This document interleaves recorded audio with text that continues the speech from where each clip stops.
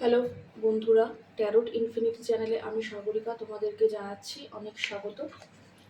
একটা নতুন ভিডিও নিয়ে, নতুন রিডিং নিয়ে তোমাদের সামনে এসেছি। তো চলো বড় মার নাম স্মরণ করে এবং ঈশ্বর, ইউনিভার্স, অ্যাঞ্জেল মাইকেলকে স্মরণ করে ধন্যবাদ জানিয়ে রিডিং শুরু করছি। মার প্যাচ। জীবনের মার প্যাচ খুব কঠিন, মানে জীবনের চলার পথ কঠিন, কারোর জন্য সেটা সহজ হয় না,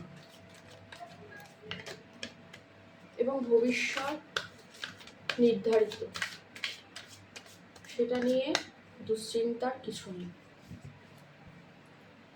বর্তমানে আস্থা রাখা উচিত। তো চলো,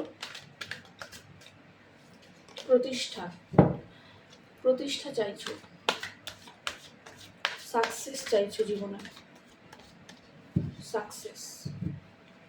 কেউ আছো এখানে যে সাকসেস চাইছো জীবনে, থ্যাংক ইউ। তো তোমার এই কাঙ্ক্ষিত সাকসেস কি পাবে? সফলতা কি পাবে? আগামী দিনে কি সফলতা পাবে? Thank you so much Michael, thank you. Please help করো, প্লিজ গাইড মি মাইকেল। আগামী দিনে কি সফলতা আসতে চলেছে আমার ভিউয়ার্সদের জন্য? প্লিজ দেখাও ইউনিভার্স, প্লিজ দেখাও আগামী দিনের সফলতা কিভাবে আসতে চলেছে, সফলতা কিভাবে আসতে চলেছে।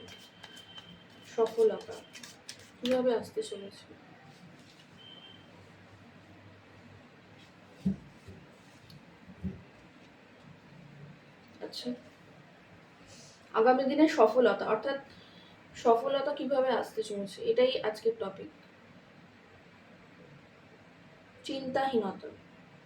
চিন্তা থেকে মুক্ত হতে হবে। অন্তর্দ্বন্দ্ব, মানসিক অন্তর্দ্বন্দ্ব আছে। বাইরের জগৎ এবং মনের ভেতর, এই দুটোর মধ্যে দ্বন্দ্ব চলছে। এই দুটো থেকে মুক্ত হতে হবে বন্ধুরা। সকলের উদ্দেশ্যে এই মেসেজটা, কোনো একজনের নয়, কালেকটিভ রিডিং, জেনারেল রিডিং, অর্থাৎ সকলের সাথে যে 100% মিলবে তাও না, আবার কারোর সাথে মিলেও যেতে পারে 100%। যতটুকু তোমার ততটুকু তোমারই, ঠিক আছে? তো মানসিক অন্তর্দ্বন্দ্ব থেকে কোথাও বেরোনোর জন্য ঈশ্বর, ইউনিভার্স আদেশ করছেন, এবং এটাই হবে সফলতার পথ। হ্যাঁ, তুমি কর্ম ধরে আছো, কিন্তু মানসিক অন্তর্দ্বন্দ্বে কোথাও আটকে আছো, লিপ্ত আছো। সেখান থেকে বেরিয়ে শান্তির সন্ধান করো, শান্তির পথ, অর্থাৎ মানসিক অন্তর্দ্বন্দ্ব থেকে মুক্ত হয়ে শান্তির দিকে এগিয়ে যেতে হবে।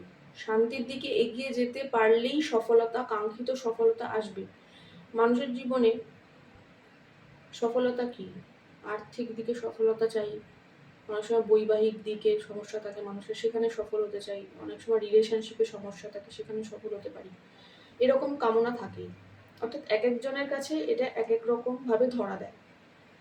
সফলতা, সবাই যে চাকরির ক্ষেত্রে সফলতা চাইছে, সবাই যে ব্যবসার ক্ষেত্রে সফলতা চাইছে, এমন তো নয়।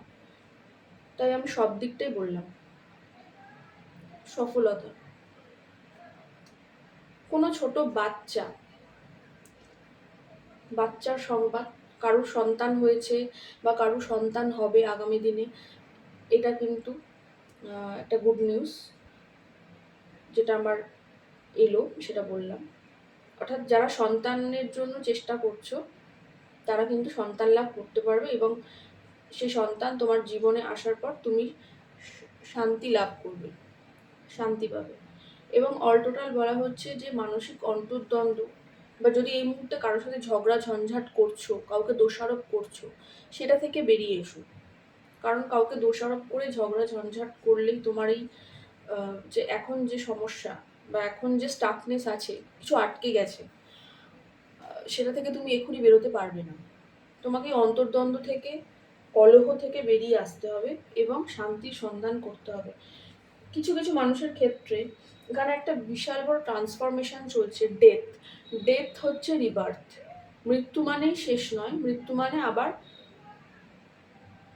আবির্ভাব, আবার পরবর্তী ধাপে ওঠা। অর্থাৎ একটা মানুষের একটা আত্মার প্রস্থান, আবার নবজীবন ধারণ, তাই তো? অর্থাৎ এই রূপান্তরের পথটা কঠিন, এটা খুব একটা সহজ হয় না, এটা উথাল পাথাল, একটু চড়াই উতরাই তো হয়ই। এবং এটা হতোই, এটা ভবিতব্য, এটা হওয়ারই ছিল। তো এটা নিয়ে ভেবেচিন্তে কষ্ট পেয়ে কান্নাকাটি করে বা ঈশ্বরের কাছে পায়ে ধরেও কোনো বা কারোর পায়ে ধরে কোনো লাভ হবে না। এই যে ট্রান্সফরমেশনটা চলছে, এই যে একটা রূপান্তর চলছে, অর্থাৎ জন্ম মৃত্যুর খেলা, এটা চলতেই থাকে অনবরত। এবং এটাতে কাঙ্ক্ষিত ফল প্রাপ্তি হতেও পারে, নাও হতে পারে, এটা মেনে নিয়ে চলাই ভালো। এবং এটা সত্যি, এটা সত্যি, এবং এটা থেকে বেরোনো যাবে না, এটা মেনে নিতে হবে। এটা ঈশ্বর, ইউনিভার্স এই মুহূর্তে বলছেন। আর 6 অফ পেন্টিকলস, যারা আর্থিক দিক থেকে সমস্যায় ভুগছো বা কোনো রকম রিলেশনশিপের সমস্যায় ভুগছো, তাদের জীবনে ব্যালেন্স এসে যাবে, ব্যালেন্স আসবে। এবং এটা নিয়ে ভাবনা চিন্তা করার কিছু নেই। বা যে তোমার সাথে ব্যালেন্স করেনি, ব্যালেন্স করে চলতে চায়নি তোমাকে, এখানে কোনো মানুষের কথা আমি বলছি না, এখানে আমি ঈশ্বরের প্রসঙ্গই টানছি। অর্থাৎ ঈশ্বরের কাছে যদি তুমি বলে থাকো যে ঈশ্বর, তুমি তো আমার সাথে সঠিক করলে না, আমার যেটা প্রাপ্য ছিল তুমি আমায় সেটা দিলে না, এরকম হয়তো কেউ এখানে বলছো, তো তাদের ক্ষেত্রে বলছি যে আগামী দিনে কিন্তু তোমার এই দুঃখটা চলে যাবে এবং তুমি সঠিক বিচার পাবে। কর্ম করতে হবে। খুব খুব ওয়ান্ডসের কার্ড, মানে আকর্ষণ তো আছে একটা, রিলেশনশিপের ক্ষেত্রে একটা আকর্ষণের ব্যাপার আছে। যারা রিলেশনশিপে রয়েছে তারা খুব পার্টনারের প্রতি আকর্ষণ বোধ করছে, এরকম কিছু মেসেজও আসছে। এবং ওয়ান্ডসের কার্ড মানে হবে, নতুন কিছু হবে, এবং সেটা ডিভাইনের তরফ থেকেই হবে। তোমরা ভেঙে পড়ো না, এটাই কিন্তু ডিভাইন মেসেজ দিচ্ছেন। এবং তোমরা ভেঙে পড়ো না, কর্ম করে যাও, আগামী দিনে অনেক কর্ম পাবে এবং নতুন আশা। ওয়ান্ডসের থেকে যেমন সুন্দর নতুন পাতা গজাচ্ছে এখানে ছবিতে, সেরকম তোমার জীবনেও নতুন কিছু আসতে চলেছে এবং সেটা ঈশ্বরের তরফ থেকেই দেওয়া হবে। এবং ঈশ্বরকে আমরা কোনোভাবে অস্বীকার করতে পারি না। জীবনের প্রতিটি পদে, প্রতিটি মুহূর্তে তাকে অস্বীকার করতে পারবে না। যখন তুমি অনেক আনন্দে বিহ্বল, তখনও তাকে অস্বীকার করো না। যখন তুমি অনেক দুঃখে কাতর, তখনও তাকে অস্বীকার করা চলে না।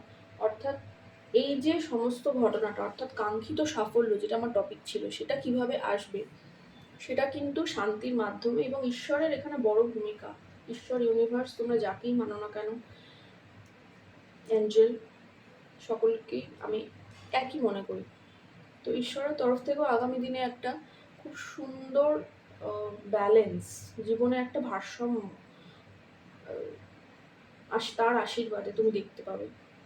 এবং কোথাও গিয়ে যে কর্মের সন্ধান করছো, সাফল্যের সন্ধান করছো, সেটা কিন্তু তোমার দিকেই আসতে চলেছে। এবং সেখানে কিন্তু নতুন কিছু শুরু হতে চলেছে এবং অনেক দায়িত্ব বৃদ্ধি পাবে আগামী দিনে। এবং এটা কিন্তু অনেকের ক্ষেত্রে দ্রুত গতিতেও হতে পারে। মানে এই সফলতাটা, যে কাঙ্ক্ষিত সফলতা তোমরা চাইছো, বিশেষ করে এখানে খুব বেশি মাত্রায় কর্মের ক্ষেত্রে সফলতা, কারণ ব্যান্ডস তো কর্মকে বোঝায়, আকর্ষণ প্যাশনকেও বোঝায়, কিন্তু আমার আজকে খুব আসছে যে কর্মে সফলতা পাবে, কর্মে দায়িত্ব বৃদ্ধি হবে। এবং যে আর্থিক সমস্যায় ছিলে বা কিছু মানুষের ক্ষেত্রে ব্যালেন্স, কিছু মানুষের ক্ষেত্রে আর্থিক ব্যালেন্স, এই দুটো যে সমস্যা, এরকম নানা সমস্যায় যে ছিলে, সেটা থেকে কিন্তু আগামী দিনে খুব দ্রুত গতিতে মুক্তি হবে। এবং এটা সবসময় মাথায় রাখতে হবে যে জীবনটা একটা আসলেই ট্রান্সফরমেশন। মানে একটা জীবন থেকে আমরা আবার আরেকটা জীবনে যাওয়ার প্রস্তুতি তো প্রতিনিয়ত নিয়ে চলেছি। মানে এই জীবনের একটা একটা করে দিন পার করছি এবং পরের জীবনে এগিয়ে যাওয়ার চেষ্টা করছি। তো এই যে প্রসেসটা, এটা কিন্তু ট্রান্সফরমেশন। এবং এটা তো ডেথ অ্যান্ড রিবার্থ, জন্ম মৃত্যু, এই সাইকেলেই আমরা আবদ্ধ হয়ে আছি বর্তমানে। এবং এটা তো কঠিনই হয়, এটা খুব একটা স্মুথ কারোর জন্য নয়। যদি আমরা ভেবে থাকি যে ওই মানুষটার জীবনটা খুব সহজ সরল, আসলে নয়। গভীরভাবে যদি আত্মচিন্তন, আত্মমন্থন এবং দার্শনিক জ্ঞানকে কাজে লাগাই, তাহলে দেখতে পাই যে সবার জীবনই ঘটনাবহুল এবং চড়াই উতরাই আবৃত। কেউ আছো ঠাকুরমা স্বামীজির ভক্ত এখানে, যারা দেখছো তাদের মধ্যে, তো তার কাছে যাওয়ার আদেশ আছে। তোমরা যেতে পারো, গেলে খুব শান্তি পাবে এবং আশীর্বাদ পাবে। এবং এই মুহূর্তে যে দ্বন্দ্ব, অশান্তি এবং একটা আটকে যাওয়া পরিস্থিতিতে পড়ে আছো, সেটা থেকে কিন্তু আবার প্রবহমানতা আসবে, অর্থাৎ আবার এগিয়ে চলতে পারবে, সমস্যা সমাধান হবে, সমাধান আসছে। ঠাকুরমা স্বামীজির ভক্ত এখানে কেউ আছে, তারা সেখানে যেতে পারো। মহাকালীর আশীর্বাদ ভীষণ প্রয়োজন। অর্থাৎ তোমরা বাড়িতে পুজো করলেও সেই সব স্থানে অবশ্যই যেতে পারো যেখানে তাদের নিত্য সেবা, নিত্য আরাধনা, চর্চা হয়। এবং কিছু মানুষের ক্ষেত্রে তারা অদ্ভুত ভাইব্রেশন অনুভব করে ঈশ্বরের স্থানে পৌঁছলে, ঈশ্বরের স্থানে গেলে, তাদের বিগ্রহ দর্শন করলে তারা অদ্ভুত ভাইব্রেশন অনুভব করে এবং একটা পরম প্রশান্তি তোমার হৃদয়কে ঘিরে ধরে। তো এটাই ছিল আজকের মেসেজ ঈশ্বর ইউনিভার্সের তরফ থেকে, যে অন্তর্দ্বন্দ্ব থেকে মুক্তি এবং অযাচিত কলহ, চিন্তা এবং ভুল বোঝা, একটা বোঝাপড়ার যে অভাব, সেটা আগামী দিনে খুব শীঘ্রই মিটে যেতে চলেছে এবং একটা কাঙ্ক্ষিত সাফল্য কিন্তু দ্রুত গতিতে আসতে চলেছে। কারোর জন্য 6 সপ্তাহ থেকে 6 দিনও হতে পারে, কারোর জন্য 10 সপ্তাহ থেকে 10 দিন, হ্যাঁ, কারোর জন্য 8 সপ্তাহ থেকে 8 দিনের মধ্যে হতে পারে। তো যে গাইডেন্সগুলো এলো আমি বললাম, তোমরা যে ধর্মেরই হও না কেন, এখানে সেরকম কোনো ব্যাপার নেই।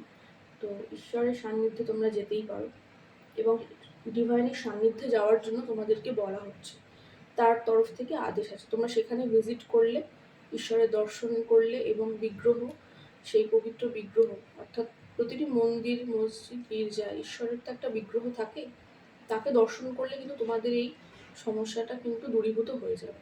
তো বন্ধু, এটাই ছিল আজকের রিডিং। আমাকে ঈশ্বর যা বলালেন, ইউনিভার্স যা বলালেন, আমার বড় মা যা বলালেন এবং সর্বোপরি মাইকেল যা গাইড করলেন, আমি সেটাই তোমাদের সামনে তুলে ধরলাম। আশা করছি তোমাদের খুব ভালো লেগেছে। ভালো লাগলে অবশ্যই লাইক অ্যান্ড সাবস্ক্রাইব করো। দেখা হচ্ছে পরবর্তী রিডিংয়ে। ততক্ষণের জন্য জানাচ্ছি বাবাই এবং জয় বড় মা।